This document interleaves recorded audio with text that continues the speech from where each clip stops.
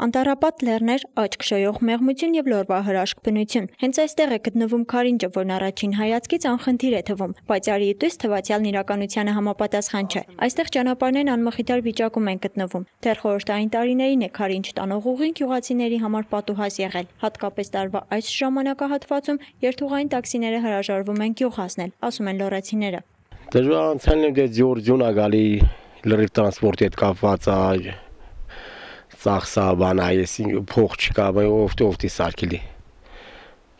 ջուն մաքրելու տրանսպորտ չկա ստեղ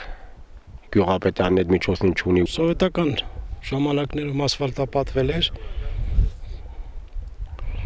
ճանապարհը նորմալ էր, բայց վերևից քարեր մարեր էին թափվում, դա էր անհանգստացնում բնակչությանը եւ այսօր դույսյամ էլ այդ նույն վիճակը պահպանվում է։ Այս տարի արդեն սկսել են պետական ծրագրով վերանորոգման աշխատանքները, երևի արդեն ավարտական հարդարման աշխատանքներն են գնում։ Համեմատելու չի հին ճանապարհի հետ, դե ասֆալտել չի, բայց բարեկարգվել է ագին։ Ճանապարհաշինարները պետք է նորից ուշադրություն դարձնեն իրանց կատարած աշխատանքներին, որովհետև եթե չողովի այդ սխալները, դա նորից շարունակվելու է եւ ձմռանը մեր ժողովրդի համար նորից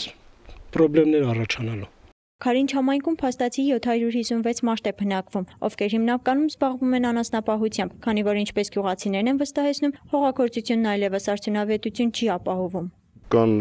առևտրով զբաղվողներ, քարյարտադրամասը գործում է գյուղում, աշխատում են մոտավորապես 30-35 հոգի։ Սովխոզում աշխատել եմ անասունը գոմերման վերցել եմ անասնապահությամբ զբաղվում։ 200 գլուխ ոչխար ունեմ, 20-30 կով ունեմ։ Խորհրդային տարիներին գյուղը գազաֆիկացված չի եղել։ Գազատար խողովակներն այսօր գյուղ են հասել, բայց քչերն են ուրախ դրա համար։ Այստեղ որպես հիմնական վառելանյութ շարունակում է մնալ փայտն ու կոմաղբը։ Համայնքի համար հիմնախնդիր այս պայդրությամբ գազաֆիկացվում է դպրոց գնացող թաղամասը եւ դպրոցը, մյուս մասերը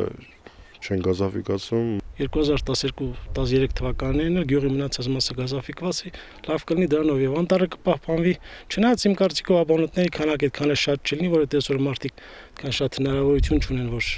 բոլորը իրենց, կարող է մի կետ ունենան գազի, բայց որ ինչ որ ձմռանը գազով տակացնեն, դա բացառվում է։ Համայնքում առկա խնդիրները հստակ գրված են, ասում է համայնքապետ Նորիկ Մկրտումյանն ու հույս հայտնում, որ շուտով դրանք կլուծվեն։ Էլիզա Ֆրանգուլյան, Խաչատուր Գևորգյան, Ազդարար։